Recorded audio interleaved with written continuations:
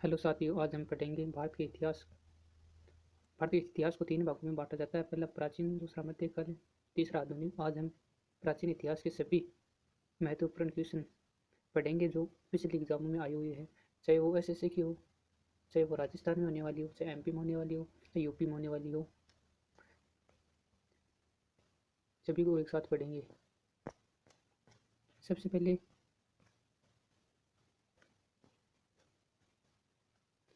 पहले हम प्राचीन का इतिहास पढ़ेंगे, जिसमें ये टॉपिक है। पहला टॉपिक हमारा सिंधु सभ्यता रहेगा। सिंधु सभ्यता को हड़प्पा सभ्यता भी कहते हैं। ये सभ्यता बहुत पुरानी है।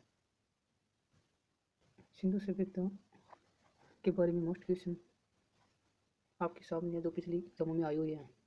ये question CGL, REET, SSC, CHSL, Patwar, RS, PCS अनेक एग्जामों में आए हुए हैं। तो चलो शुरू करते हैं। पहला प्रश्न है कि हड़प्पा सभ्यता का सर्वाधिक मान्यता प्राप्त काल है। तो ये 2500 ईस्वी पूर्व से 1750 ईसा पूर्व के मध्य होगा। दूसरा क्वेश्चन है, सिंधु घाटी सभ्यता में घोड़े की अवशेष कहाँ मिले हैं। तो इसका आंसर होगा सुरकोटड़ा नामक स्थान है। आगे वाला प्रश्न है, सिंधु घाटी स्थल कालीबंगा किस प्रदेश में है। ये राजस्थान में है। राजस्थान में भी बात करें तो ये हनुमानगढ़ में है। इसकी खोज एक घोष ने की थी और उत्खनन कार्य बीबी थापर ने करवाया था। अगला क्वेश्चन, किस पदार्थ का उपयोग हड़प्पा काल की मुद्राओं के निर्माण के रूप में मुख्य रूप से किया जाता था। तो इसका आंसर होगा सेलकड़ी। अगला क्वेश्चन है, हड़प्पा सभ्यता किस युग की सभ्यता है। ये कांस्य युग की सभ्यता है। अगला क्वेश्चन है, सिंधु घाटी सभ्यता के लोग का मुख्य व्यवसाय क्या था। व्यापार करना था। अगला क्वेश्चन है, हड़प्पा सभ्यता का सर्वप्रथम खोजकर्ता कौन है। तो ये दयाराम साहनी होगा। बहुत ही इंपॉर्टेंट क्वेश्चन है ये। दयाराम साहनी ने की थी हड़प्पा सभ्यता की खोज। हड़प्पा सभ्यता की खोज दयाराम साहनी ने की थी।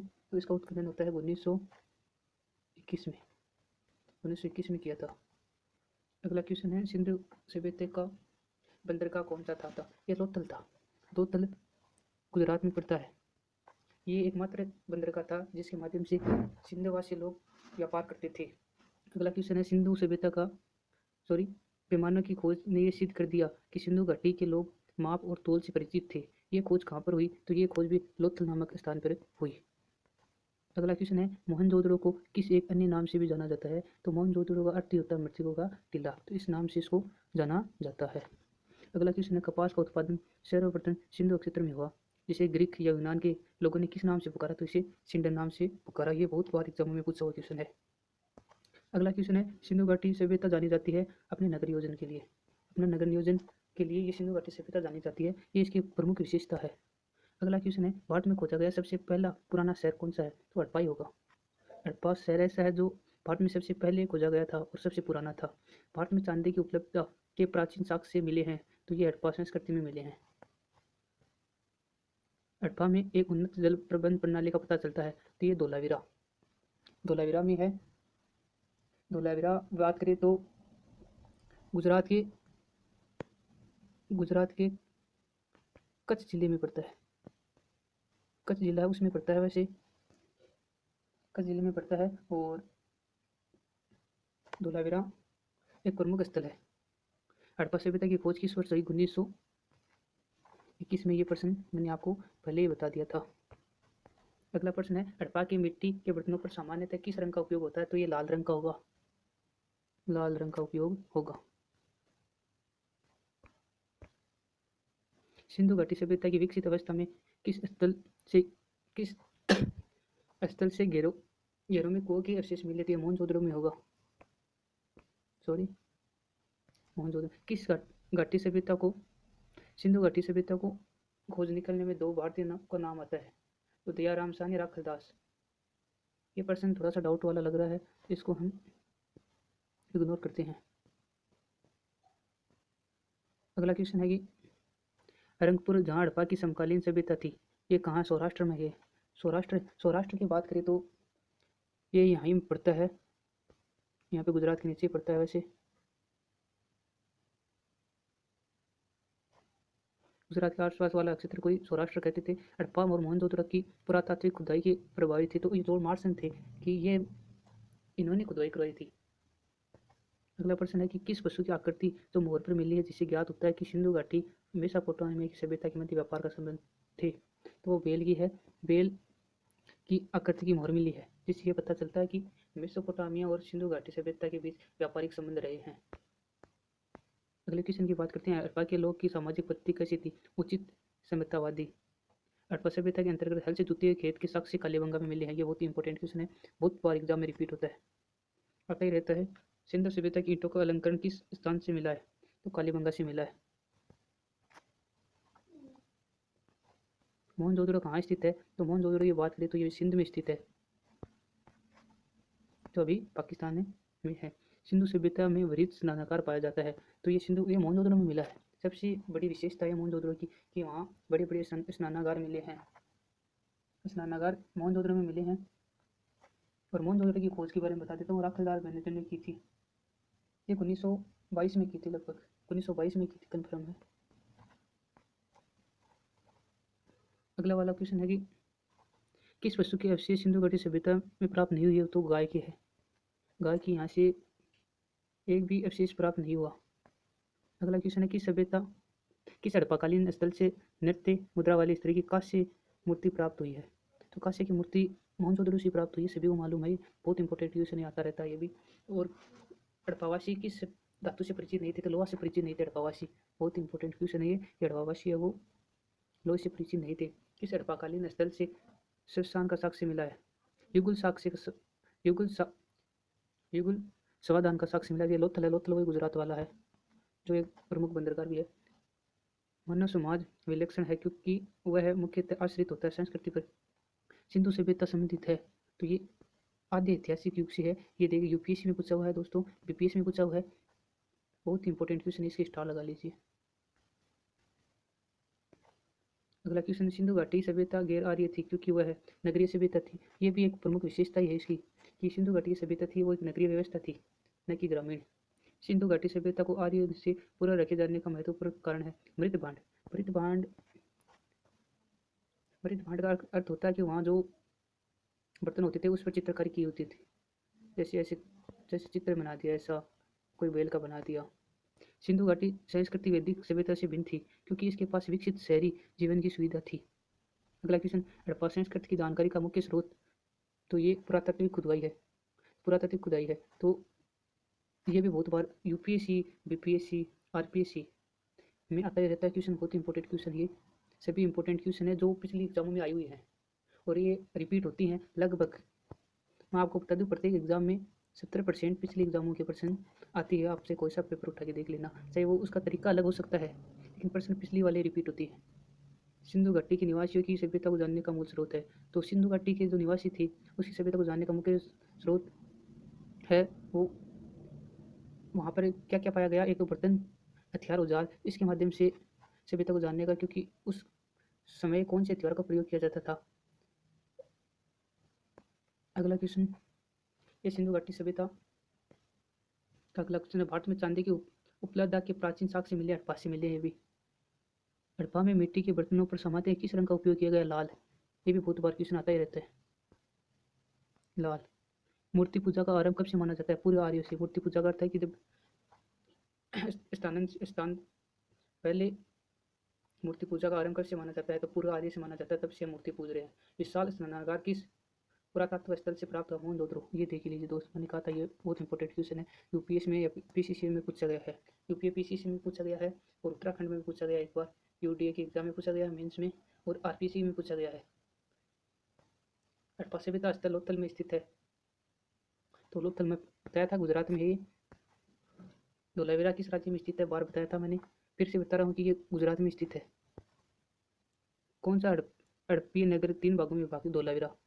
ये धोलावीरा है ना, ये 3 भागों में विभक्त था। अगला टॉपिक है वैदिक सभ्यता। ये दोस्तों सिंधु घाटी के जो भी इंपॉर्टेंट क्वेश्चन थे वो समाप्त हुए।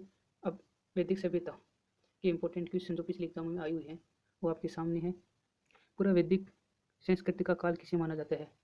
तो पूरा वैदिक या ऋग्वैदिक संस्कृति का काल 15 ईसा पूर्व से 1000 ईसा पूर्व के मध्य माना जाता है।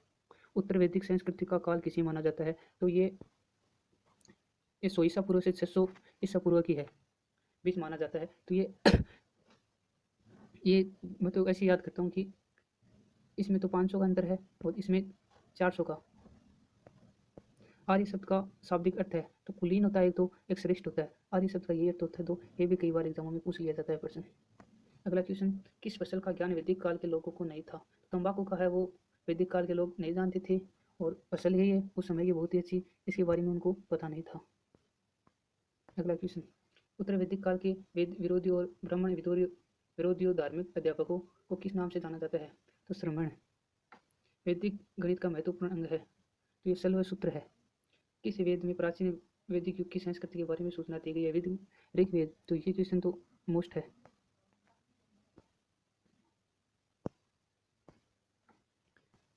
वेदों की संख्या कितनी है? जैसे कि आप जानते हैं वेदों की संख्या 4 है। वेदों की संख्या 4 है, सभी को पता है कौन से वेद होते हैं। ये नॉर्मल क्वेश्चन है, ये भी बहुत बार एग्जामों में पूछा जाता है। अगला क्वेश्चन, भारत के राजनीति में प्रयुक्त होने वाले शब्द सत्यमेव जयते किस उपनिषद से लिया गया है? ये मुंडक उपनिषद से लिया गया है। ये भी बहुत इंपॉर्टेंट क्वेश्चन है, बहुत बार एग्जाम में पूछ लिया जाता है कि कौन से उपनिषद से लिया गया है। अगला क्वेश्चन, ऋग्वैदिक आर्यों का मुख्य व्यवसाय क्या था?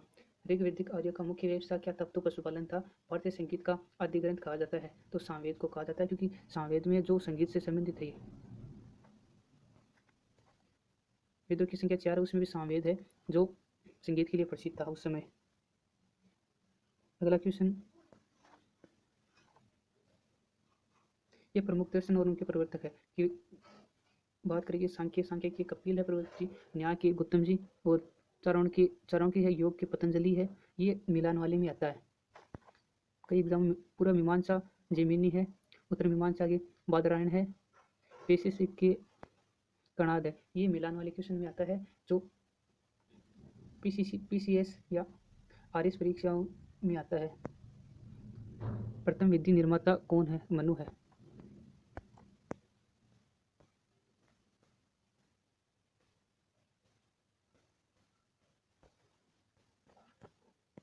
अगले क्वेश्चन की बात करें तो दोस्तों,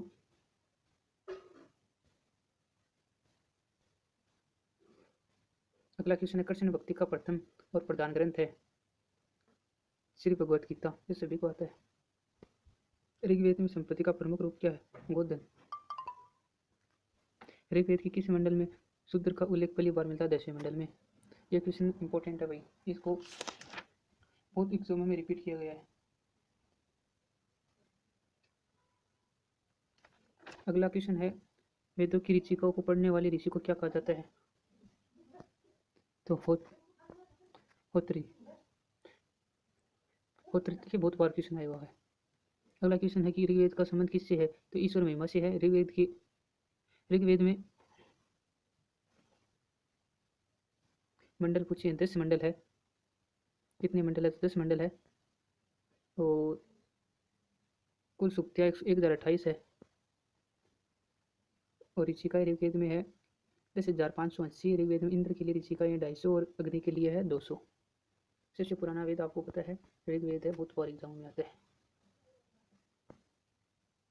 नाम है 3 वेदों का, तो इस त्रिवेदों में एक तो गए ऋग्वेद, एक यजुर्वेद, एक सामवेद, तो इसी को मिला के ये त्रिवेद नाम बना है। किस वैदिक ग्रंथ में वर्ण शब्द का सर्वप्रथम नामोल्लेख मिलता है? ऋग्वेद में। तो वर्ण शब्द का सर्वप्रथम नाम ऋग्वेद में मिलता है, ये भी बहुत बार एग्जाम में आता है क्वेश्चन। अगला क्वेश्चन है, भारत का सबसे प्राचीन धर्म कौन सा है? तो वेद। ग्रंथ कौन सा है? सॉरी, प्राचीन धर्म ग्रंथ कौन सा है? वेद। अथर्व का अर्थ क्या होता है? तो पवित्र जादू। पूरा मीमांसा दर्शन के प्रतिपादक कौन है? तो इसके जमीनी है, जो हमने पूरा पढ़ा है। ये सबसे प्राचीन पुराण कौन सा है? तो मत्स्य पुराण। ये बहुत बार क्वेश्चन आता है कि सबसे पुराना पुराण कौन सा है? तो मत्स्य पुराण सबसे पुराना और या प्राचीन पुराण है। तो आप बात करिए उपनिषदों की संख्या, आपको पता है कि जैसे कि 108 है।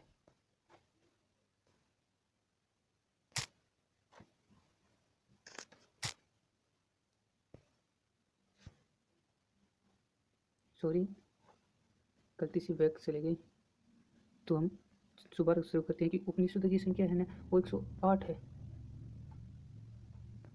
108 उपनिषदों की संख्या 108 है।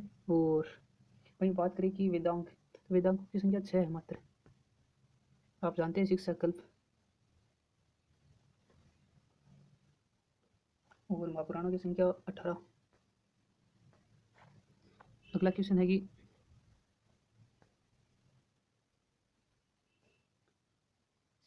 ब्राह्मण ग्रंथों में सबसे प्राचीन ग्रंथ कौन सा? ये शतपथ ब्राह्मण है। वर्ण व्यवस्था से संबंधित पुरुष सूक्त मूलतः पाया जाता है, ऋग्वेद में पाया जाता है ये। और गोपीपथ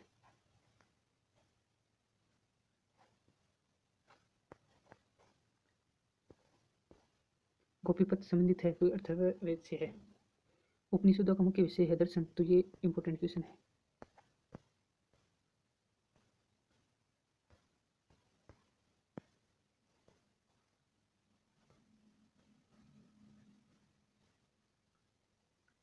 नचिकेता आख्यान का उल्लेख मिलता है, ये कठोपनिषद में मिलता है। पुराणों की संख्या कितनी? 18। फिर रिपीट हो गया क्वेश्चन, बहुत इंपॉर्टेंट क्वेश्चन है। पुराणों की संख्या कितनी है? बहुत बार छोटी मोटी एग्जामों में पूछा जाता है, SSGT हुई, LDC, पुलिस, बहुत बार पूछा जाता है। वैदिक धर्म का मुख्य लक्षण किसकी उपासना से था? प्रकृति की। अगला क्वेश्चन, किस देवताओं के लिए ऋग्वेद में पुरंदर शब्द का प्रयोग है? तो वो इंद्र है।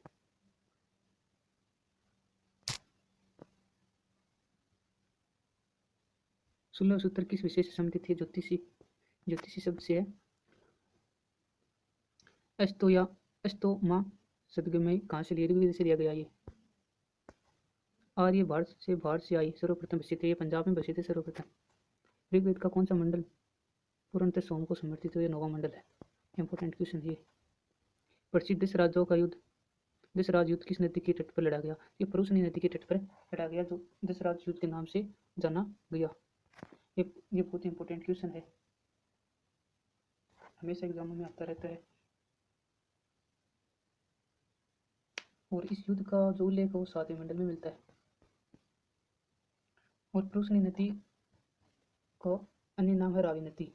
आप जान गए कौन सी नदी की बात हो रही है। रावी नदी को परुशनी नदी कहा जाता है। उस समय रावी नदी को परुशनी नदी कहा जाता था। तो इसमें जीत हुई थी सुदास की विजय हुई थी इसमें। आपको बता दूं मैं थोड़ा सा। अगला क्वेश्चन, धर्मशास्त्रों में वो राजस्व की दर क्या थी? तो इसमें थी 1/6। अगला क्वेश्चन, 80 ईसा पूर्व से 600 ईसा पूर्व का मध्य किस युग से जुड़ा है? तो ये ब्राह्मण युग है। आरंभिक वैदिक साहित्य में सर्वाधिक वर्णित नदी, तो ये सबसे सिंधु नदी का बहुत बार उल्लेख हुआ है भाई वैदिक साहित्य में। ये भी इंपॉर्टेंट क्वेश्चन है।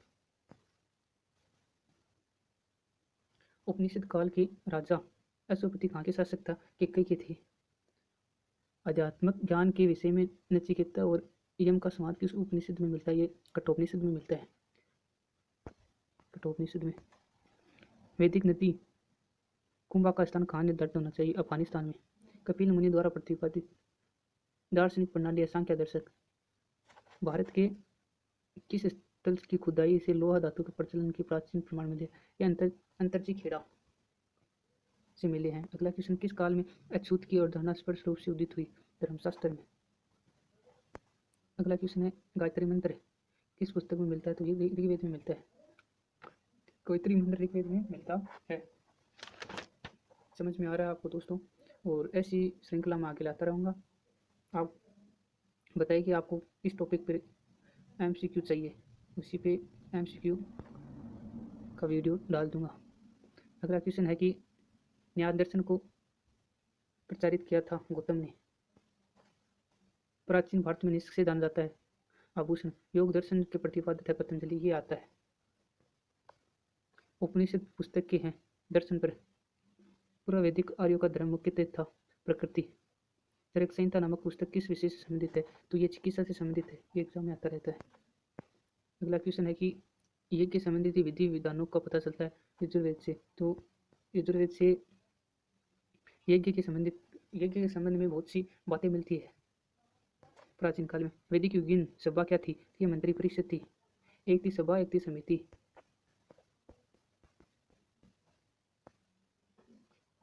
सबसे प्राचीन वेद कौन सा है? बहुत क्वेश्चन आता है। ऋग्वेद है। कौन सा भारतीय दर्शन को आरंभिक विचारधारा है? सांख्य। अगला क्वेश्चन, सांख्य, योग, न्याय, विशेषज्ञ, मीमांसा और वेदांत, इन 6 भिन्न भारतीय दर्शनों को स्पष्ट रूप से अभिव्यक्ति हुई है वैदिक युग में। अगला क्वेश्चन होगा, दस्तकारी कौन सी थी जो आर्यों द्वारा व्यवहार में नहीं लाई गई थी? लोहारी। लोहार लोहारगिरी है जो व्यवहार में नहीं लाई गई थी। प्राचीनतम व्याकरण अष्टाध्यायी के रचनाकार एक पाणिनि है, तो इसके अष्टाध्यायी के रचनाकार है पाणिनि। और राजतरंगिणी की बात करें जो इसकी है कल्याण, इसमें कश्मीर का उल्लेख मिलता है। ये दोनों क्वेश्चन आते रहते हैं एग्जाम में। आदि काव्य की संख्या किसे दी गई है? आदि काव्य की संख्या रामायण को दी गई है। प्राचीनतम पुराण है मत्स्य पुराण है। अगला क्वेश्चन, ऋग्वेद में सबसे पवित्र नदी किसी? सरस्वती नदी को पवित्र नदी माना गया और सबसे ज्यादा उल्लेख की सिंधु का ही हुआ है। वैदिक समाज की आधारभूत इकाई थी तो एक काल थी कुटुंब, या काल थी या कुटुंब थी। अगला क्वेश्चन है, ऋग्वेद युग की प्राचीनतम संस्था कौन सी थी? तो ऋग्वेद की प्राचीनतम संस्था विदित थी। अगला क्वेश्चन है, ब्राह्मण ग्रंथों में सर्वाधिक प्राचीन कौन था? तो इसमें शतपथ ब्राह्मण था। अगला क्वेश्चन है, गोत्र व्यवस्था प्रचलन में कब आई थी? ये बहुत इंपॉर्टेंट क्वेश्चन है। तो ये व्यवस्था हुई है उत्तर वैदिक काल में प्रचलन में आई या सामने आई। मनुस्मृति मुख्यतः संबंधित है समाज व्यवस्था से संबंधित है। गायत्री मंत्र की रचना किसने थी? तो ये गायत्री मंत्र की रचना विश्वामित्र ने की थी।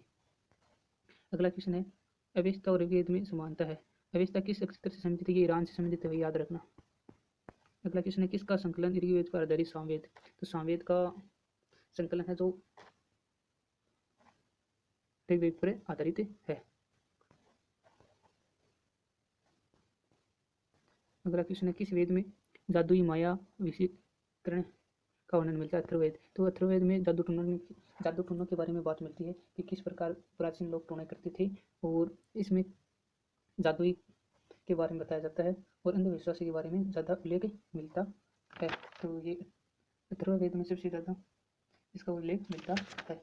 अगला क्वेश्चन है, आर्य शब्द इंगित करता है, तो ये नरी जाति समूह को करता है। अगला क्वेश्चन है, प्राचीनतम विवाह संस्कार का वर्णन करने वाला विवाह सूक्त किस में पाया जाता है? तो विवाह सूक्त ऋग्वेद में पाया जाता है। अगला क्वेश्चन है, ऋग्वेद में वध योग्य नहीं है शब्द का प्रयोग किसके लिए किया गया था? ये तो ये गाय के लिए किया गया था। उस समय गाय को पवित्र मानते थे। अगला क्वेश्चन, ऋग्वेद में किस नदी का उल्लेख अफगानिस्तान के साथ आर्यों की संबंध का सूचक है? तो ये कुंभकर्णु है। अगला क्वेश्चन, आर्यों के आरंभिक ओम सिद्धांत का पक्ष किसने लिया था? ABG तिलक जी ने लिया था। अगला क्वेश्चन, अथर्व का अर्थ है, तो इसका अर्थ है पवित्र जादू। अगला क्वेश्चन, कौन सा वेद अंशतः गद्य रूप में भी रचित है? तो ये यजुर्वेद है जो गद्य भाग में भी गद्य पद में भी लिखा गया है। अगला क्वेश्चन है, उत्तर वैदिक काल में किस देवता को सूरज स्थान है? तो आपको सभी को पता है प्रजापति। ये क्वेश्चन बहुत बार एग्जामों में आता है। अगला क्वेश्चन है, संस्कारों की कुल कितनी संख्या? तो 16 है। इसमें वो जन्मता है तो उसका नामकरण करते हैं और मरने के बाद में भी करते हैं। वो संस्कार है जो हमारे जीवन में चलते रहते हैं। अगला सिद्धांत है कि कर्म का सिद्धांत किससे संबंधित है? तो ये मीमांसा से है, या हम ऐसे भी कह सकते हैं कर्म का सिद्धांत संबंधित है मीमांसा से। अगला टॉपिक है बौद्ध धर्म और जैन धर्म। तो यहाँ से भी बहुत क्वेश्चन आते हैं, चाहे वो SSC की बात करो चाहे वो अन्य बोर्ड की बात करो, यहाँ से उठाता है प्रश्न, हमेशा यहाँ से उठाया है। तो पहला क्वेश्चन है कि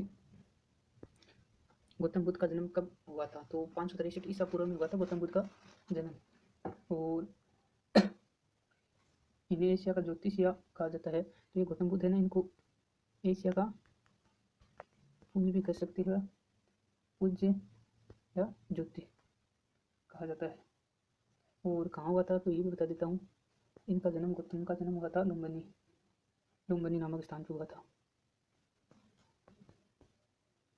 लुम्बिनी नामक स्थान पर हुआ था। और इनके पिता का नाम की बात करें तो इसके पिता का नाम था सुधोधन।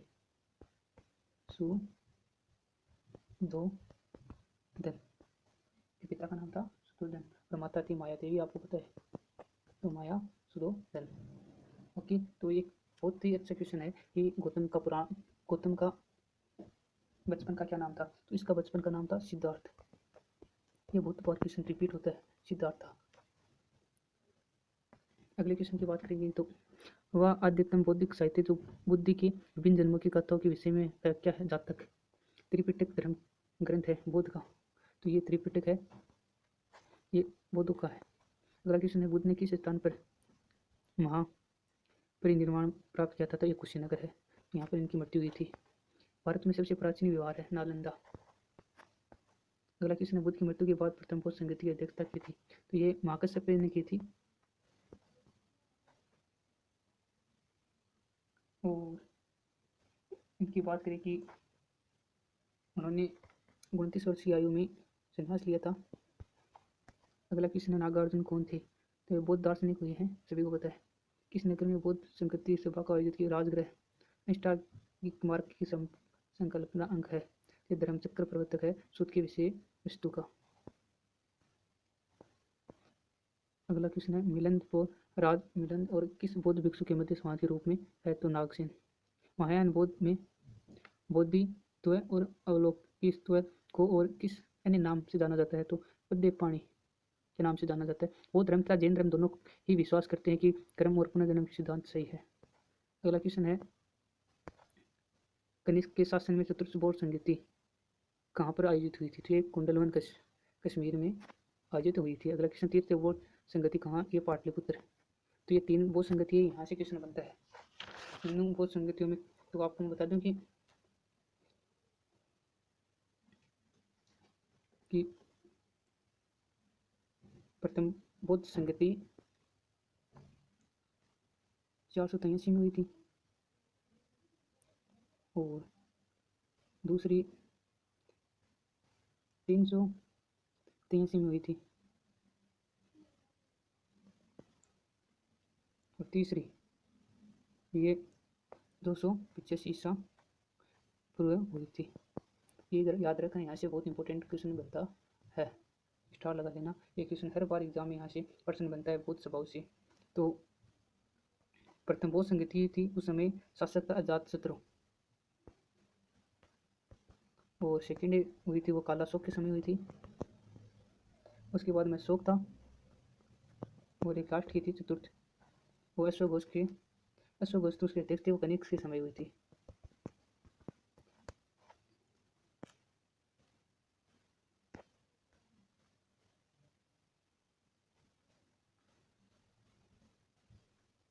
अगले क्वेश्चन की बात करते हैं कि बुद्ध के जीवन से जुड़े प्रतीक चिन्ह थे। तो इसमें भी बहुत बार क्वेश्चन बना लेते हैं। पहले हाथी, हाथी बुद्ध की गर्भ में आने का प्रतीक था और कमल जन्म का था, सांड यौवन का था और घोड़ा ग्रह त्याग का था। तो घोड़ा वाला बहुत बार आता है। शेर स्मृति का था, पीपल ज्ञान का था। तो पीपल वाला भी बहुत बार आता है। पीपल किसका प्रतीक था? बुद्ध के जीवन से जुड़े प्रतीक। तो ये पीपल था ज्ञान का, पदचिन्ह थे निर्वाण का और बुद्ध थे मृत्यु का। बुद्ध के गुरु का क्या नाम था? बहुत बार क्वेश्चन आता है। तो अलार कलाम था, अलार कलाम गुरु का नाम था। बौद्ध में वैराग्य भावना किन 4 दृश्यों के कारण विलुप्ति हुई? तो बुढ़ा, रोगी, लाल, सन्यासी। तो एक बार गौतम जी जा रहे थे तो उसी रास्ते में एक बूढ़ा व्यक्ति दिखा, आगे गए तो रोगी दिखा, फिर एक सन्यासी दिखा, आगे लाश दिखी। तो इसके देखते देखते उन्होंने सन्यास की घोषणा कर दी और 19 वर्ष की आयु में घर त्याग दिया था। मतलब 29 वर्ष की आयु में अपना घर त्याग दिया था। पुण्य सार्वधिक उपदेश कहाँ थे? तो श्रावस्ती में। तो श्रावस्ती में सबसे ज़्यादा उपदेश दिया था। अगला क्वेश्चन है, बौद्ध शिक्षा का केंद्र है विक्रमशिला। तो बौद्ध शिक्षा का केंद्र विक्रमशिला था। भारत में सबसे बड़ा बौद्ध स्तूप कहाँ है? बहुत बार आता है, सांची में। इंपॉर्टेंट है, बहुत बार एग्जाम में आता है, रेलवे, पुलिस, जीडी बहुत बार आता है। इस शासक ने बौद्धों के लिए विख्यात विक्रमशिला विश्वविद्यालय की स्थापना? तो जो विक्रमशिला विश्वविद्यालय इसकी स्थापना धर्मपाल ने की थी, धर्मपाल ने की थी इसकी स्थापना। अगला क्वेश्चन है, किसके द्वारा तृतीय बौद्ध संगति को संरक्षण प्रदान किया गया? तो अशोक के द्वारा। बौद्ध ग्रंथ पिटकों की रचना किस भाषा में की गई है? पाली भाषा में। 3 पिटक है, याद रखना। कनिष्क में, कश्मीर में कनिष्क के शासनकाल में 2 बौद्ध संगति आयोजित थी, उसकी अध्यक्षता किसने की थी? तो वो की थी वसुमित्र ने। पहली आपको बता दूं, पहली बौद्ध संगति की अध्यक्षता की थी महाकश्यप ने, दूसरी की कश्यप ने, दूसरी बौद्ध संगति की अध्यक्षता की थी सेबाकामी ने और तीसरी बौद्ध संगति की स्थापना की थी मोंगलीपुत्र और चौथी बौद्ध संघ की स्थापना की थी वसुमित्र अंतिम की थी अश्वघोष।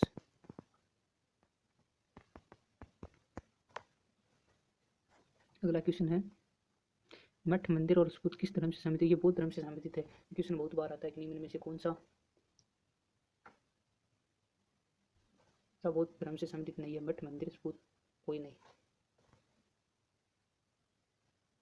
और अगला क्वेश्चन है बौद्ध धर्म और जैन धर्म दोनों के उपदेश किस शासनकाल में दिए गए थे? तो ये बिंबिसार था, उसके समय में दिए गए थे।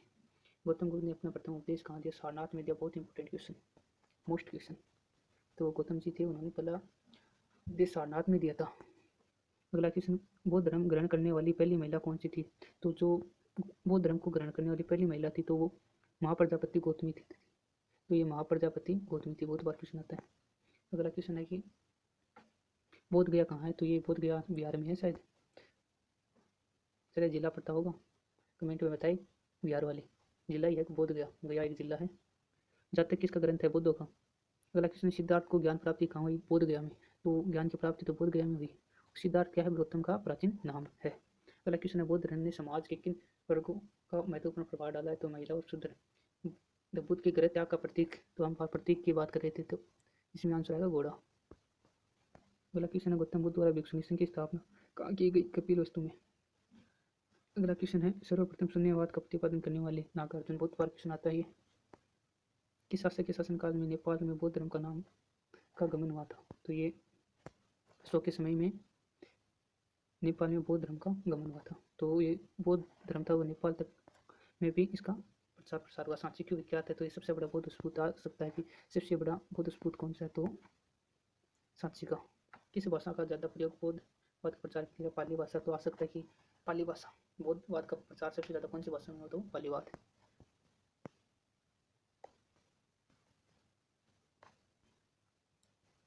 अगला क्वेश्चन है कि महावीर स्वामी का जन्म कहाँ हुआ था? महावीर स्वामी का जन्म हुआ था कुंडग्राम में, कुंडग्राम में हुआ था। और अगला क्वेश्चन है बुद्ध के जीवन की किस घटना को महाविष्णुकाल विष्क्रमण के रूप में जाना जाता है? तो इसका अर्थ होगा उनका गृह त्याग। जब बुद्ध ने अपना गृह त्याग दिया था तो उस घटना को महाविष्णुक्रम काल कहा था। अगला क्वेश्चन है कि बहुत बार एग्जाम में आता है, बहुत बार रिपीट होता है एग्जाम में। अगला क्वेश्चन है गौतम बुद्ध किस वंश से संबंधित है? तो यह कोलित वंश से। किस राजा की एक अभिलेख से सूचना मिलती है कि सांख्य मुनि बुद्ध का जन्म लुम्बिनी में हुआ था? अशोक के अभिलेख से पूछती है, बहुत बार एग्जाम में पूछा गया प्रश्न है। महात्मा बुद्ध ने अपना पहला धर्म चक्र प्रवर्तन किस स्थान पर दिया? सारनाथ। बहुत बार क्वेश्चन आता है कि महात्मा बुद्ध ने अपना पहला धर्म प्रवर्तन किस स्थान पर दिया था? बुद्ध ने सार्वधिक उपदेश कहाँ दिए थे? तो श्रावस्ती में। महावीर का जन्म किस क्षत्रिय गोत्र में हुआ था? तो जातरिक में हुआ था। महावीर की माता का क्या नाम था? त्रिशला। अगला क्वेश्चन है महावीर का मूल नाम वर्धमान और महात्मा गौतम का नाम था सिद्धार्थ। तो महावीर की मृत्यु कहाँ हुई थी? तो पावापुरी में हुई थी। पावापुरी में इनकी मृत्यु हुई थी। जैनियों के पहले तीर्थंकर कौन है? तो ऋषभदेव। बहुत बार एग्जाम में पूछा जाता है।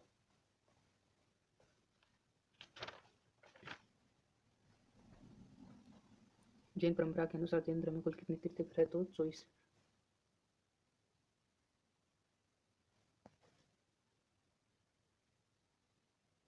और महावीर है जो 24 तीर्थंकर थे। तो आ गया कि जैन परंपरा के अनुसार महावीर कौन से तीर्थंकर थे? जैन धर्म के अनुसार दृष्टि की रचना, पालन पोषण सार्वभौमिक रूप से सत्य है। अगला क्वेश्चन है जैन समुदाय में प्रथम विभाजन के श्वेतांबर संप्रदाय के संस्थापक। तो श्वेतांबर संप्रदाय के संस्थापक है स्थूलभद्र। आ सकता है। तो ये जो धर्म था ये दो भागों में दिगंबर और श्वेतांबर में बट गया था। सॉरी। अगला जैन तीर्थंकर पार्श्वनाथ द्वारा प्रतिपादित 4 महावर्तों में महावीर स्वामी ने 5वें वर्त के रूप में क्या जोड़ा? तो ब्रह्मचर्य। भगवान महावीर का प्रथम शिष्य कौन था? जमाली। बहुत बार क्वेश्चन में आता है कि महावीर स्वामी जी का प्रथम शिष्य जमाली था। त्रिरत्न। तो ये होगा सम्यक धारण, सम्यक चरित्र, सम्यक ज्ञान। ये जैन धर्म से संबंधित है। तिलवाड़ा के जैन मंदिर का निर्माण किसने? सोलंकियों ने कराया था। चालुक्य ने कराया था। ये राजस्थान में है। तिलवाड़ा और सिरोही में है शायद। सिरोही जिले में पड़ता है राजस्थान के। शैववाद सिद्धांत है जैन धर्म का। इस सिद्धांत में इस यादवाद गांव जैन से संबंधित है। अगला प्रश्न है, कौन सा सबसे पुरानकालिक जैन ग्रंथ कहलाता है? तो 14 पूर्व जैन साहित्य को कहा जाता है आगमन। बहुत बार प्रश्न रिपीट होता है। जैन ग्रंथ कल्पसूत्र के रचयिता है भद्रभाव। अगला प्रश्न है, अनेकावाद किसका प्रौढ़ सिद्धांत दर्शन है? जैन मत का। महान धार्मिक घटना महान स्थल का विषय किससे संबंधित है और किसके लिए की जाती है? ये बाहुबली के लिए। अगला क्वेश्चन है, प्रथम जैन सभा का आयोजन कहाँ हुआ? तो पाटलिपुत्र में प्रथम जैन सभा का आयोजन हुआ। द्वितीय जैन सभा का आयोजन वल्लभी में हुआ। अगला क्वेश्चन, जैन साहित्य का संकलन किस भाषा में हुआ? तो जैन साहित्य का संकलन है जो प्राकृतिक और हथगामी में हुआ था। अगला क्वेश्चन है, कौन सा या कौन बुद्ध के जीवन काल में ही संत प्रमुख होना चाहता था? तो देवदत्त। अगला क्वेश्चन है, हेलियोडोरस का 20 नगर अभिलेख संदिग्ध है? तो केवल वासुदेव से। इसका आंसर हो जाएगा केवल वासुदेव से। अगला क्वेश्चन है, आजीविक संप्रदाय के संस्थापक है?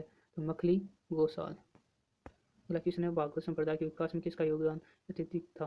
तो हिंदू और यूनानी का। अगला क्वेश्चन है, वासुदेव कृष्ण की पूजा सर्वप्रथम किसने प्रारंभ की थी? तो सातवतों ने। प्राचीन विश्वविद्यालय कौन सा था? तो नालंदा सबसे प्राचीन विश्वविद्यालय था। अगला क्वेश्चन है, किस शासक द्वारा सर्वप्रथम पाटलिपुत्र को राजधानी के रूप में बनाया? तो उदयन ने अपनी राजधानी बनाया था सर्वप्रथम पाटलिपुत्र को। अगला क्वेश्चन है, 16 महाजनों की सूची उपलब्ध है? तो ये किस में है? ये अंगुत्तर निकाय में है। बहुत बार क्वेश्चन आता है, इंपॉर्टेंट क्वेश्चन है, एग्जाम रिपीट हो सकता है। अगला क्वेश्चन है, मगध का कौन सा राजा सिकंदर वहां का समकालीन? गणानंद। तो गणानंद था वो सिकंदर के समकालीन था। सिकंदर के समकालीन था। सिकंदर एक महान योद्धा था, जैसा कि आप सभी जानते हैं। सिकंदर के बारे में कोई नहीं जानता। सिकंदर लोधी। अगला क्वेश्चन है, प्रथम मगध साम्राज्य का उत्कर्ष किस सदी में हुआ था? तो ये 6वीं सदी में हुआ था। अगला क्वेश्चन है, सिकंदर के आक्रमण के समय उत्तर भारत किस राजवंश का शासन चलती है? नंदवंश का शासन चल रहा था जब सिकंदर आक्रमण किया था भारत में। जब सिकंदर भारत में मैं कैसे बनाना था दोस्तों, यहाँ से किया था आक्रमण, तो उस समय यहाँ पर नंदवंश का शासन था। ईसा पूर्व 6वीं से प्रारंभ में भारत का सर्व शक्तिशाली नगर राज्य मगध था तो सबसे शक्तिशाली राज्य था। अगला क्वेश्चन है, नंदवंश का अंतिम शासक कौन था या सम्राट कौन था? तो वो गणानंद नंदवंश के अंतिम शासक थे। अगला क्वेश्चन है, भारत में सिक्कों का प्रचलन कब हुआ? तो 600 ईसा पूर्व में हुआ था। अगला क्वेश्चन है, अभिलेखनीय साक्ष्य से प्रकट होता है कि नंद राजा के आदेशों से एक नहर खोदी गई थी कलिंग में। तो वो नहर कलिंग में खोदी गई थी। पहला ईरानी शासक जिसने भारत के कुछ भाग को अपने अधिकार डेरियस शासक था जो ईरान का था। अगला क्वेश्चन है, मगध के किस प्रारंभिक शासक ने राज्य धारण के लिए अपने पिता की हत्या की और इस कारण से पुत्र और हमारा अजातशत्रु है इसका आंसर। अगला क्वेश्चन है, किस शासक ने अवंती को जीतकर मगध का हिस्सा बनाया? तो शिशुनाग ने अवंती को जीता था। अगला क्वेश्चन, कौन सा बौद्ध ग्रंथ 16 महाजनों का उल्लेख करते? तो अंगुत्तर निकाय में इन 16 जनपदों का उल्लेख मिलता है। अगला क्वेश्चन है, विश्व का पहला गणतंत्र वेधशाला किसके द्वारा स्थापित किया गया? ऋषिमुनि द्वारा। अगला क्वेश्चन है, प्राचीन श्रावस्ती का नगर विन्यास किस आकृति का? अर्धचंद्राकार। मगध के सबसे प्राचीन वंश के संस्थापक वृद्धवत। अगला क्वेश्चन है, कली ग्रंथों में गांव के मुखिया को क्या कहते? बोचक। आंसर होगा बोचक। व्यापृति का अर्थ क्या है? तो धनी व्यक्ति। तो जैन संगति की बात करें तो प्रथम चंद्रगुप्त के समय हुई थी और पाटलिपुत्र में हुई थी। इसकी अध्यक्षता स्थूलभद्र ने की थी। वहीं दूसरी जैन संगति की बात करें तो 512 ईस्वी पूर्व में हुई थी और ये वल्लभी में हुई थी। इसके अध्यक्ष थे वो देवेंद्री अक्षमा स्मरण थे। और वहीं दूसरी तरफ बौद्ध संगति की बात करें तो प्रथम 483 जो अजातशत्रु के समय हुई थी और राजगृह में हुई थी। इसकी अध्यक्षता महाकश्यप ने की थी। वो संगति द्वितीय की बात करें तो ये 383 ईसा पूर्व में कालाशोक के समय हुई थी और कहाँ हुई थी? वैशाली में। तो इसकी अध्यक्षता सर्वकामिनी ने की थी। तो तृतीय बौद्ध संगति की बात करें तो 251 में हुई थी और उस समय उसके शासक थे अशोक और ये पाटलिपुत्र में हुई थी। इसकी अध्यक्षता मोगलीपुत ने की थी। और चतुर्थ थी वो प्रथम सदी में हुई थी। और इसके शासक थे कनिष्क और ये कुंडलोन में हुई थी। सबसे ज़्यादा क्वेश्चन प्रथम और अंतिम संगतियों से पूछा जाता है।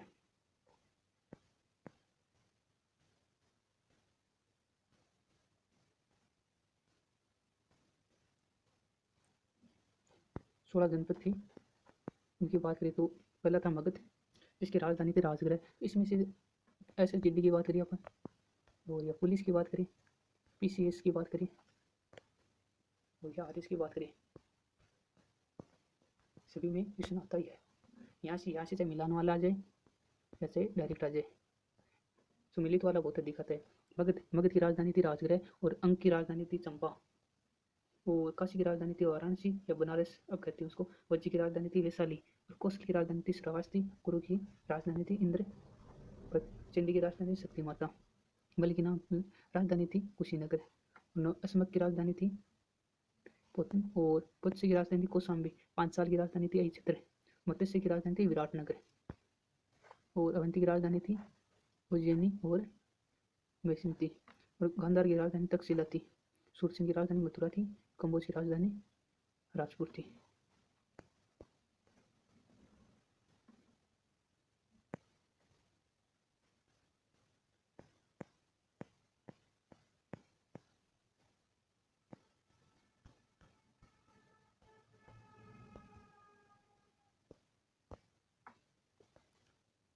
बाकी के टॉपिक हम कल पढ़ेंगे दोस्तों। जय हिंद, धन्यवाद।